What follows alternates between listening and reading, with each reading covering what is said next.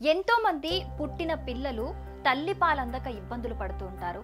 అలాంటి ఎంతో మంది పిల్లలకి అమ్మైంది, దైవంగా మారింది తమిళనాడుకు చెందిన ఒక మహిళ. 300 లీటర్ల తల్లి పాలను దానం చేసి ఒక రికార్డు సృష్టించిందనే చెప్పాలి. జనరల్గా ఈ రోజులలో ఒక లైఫ్ స్టైల్ చేంజెస్కి కావచ్చు, లేకపోతే వేరే ఇతరత్ర ఏ కారణాలైనా కావచ్చు, చాలా మందికి పుట్టిన వెంటనే బేబీకి ఫీడింగ్ ఇవ్వడానికి వీలు కావట్లేదు.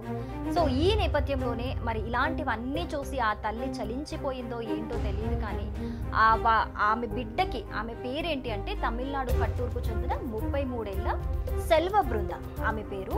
మరి ఆ బిడ్డని అంటే ఇలాంటి బిడ్డలందరినీ చూసి చలించిపోయిందో ఏమో, కానీ ఆ తల్లి తన బిడ్డకి ఇచ్చిన పాలు మిగిలగా 300 లీటర్లకు పైగా పాలను అలాంటి బిడ్డలు ఎందరికో దానం చేసి రికార్డు సృష్టించింది. నిజంగా ఇప్పుడు ఈమె చేసిన ఈ యొక్క గొప్ప పనిని అందరూ కూడా ప్రశంసిస్తున్నారు, మెచ్చుకుంటూ ఉన్నారు. ఎంతో మంది బిడ్డలకి ఈమె తల్లైంది అని చెప్పేసి అందరూ నిజంగా ప్రశంసల జల్లు కురిపిస్తున్నారు. మరి సెల్వ బృంద చేసిన పని మీకెలా అనిపించింది? ఆమెకు రికార్డు దక్కడం కరెక్టే కదా? కమెంట్ చేయండి.